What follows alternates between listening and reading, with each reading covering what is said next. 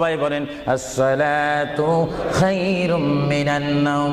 মুয়াজ্জিন যখন আযান দিয়ে দেয় ওই টাইমে রহমতের ৭০,০০০ ফেরেশতা দুরূদ শরীফ পড়তে পড়তে আমার প্রিয় নবীর রওজা মোবারকের মধ্যে উপস্থিত হয়ে যায়।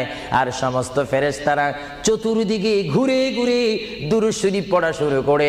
আবার যখন মাগরিবের আযান হয় তখন ফেরেশতারা চলে যায়। আবার ৭০,০০০ ফেরেশতা নতুন করে রাত্রের মধ্যে নাজিল হয়।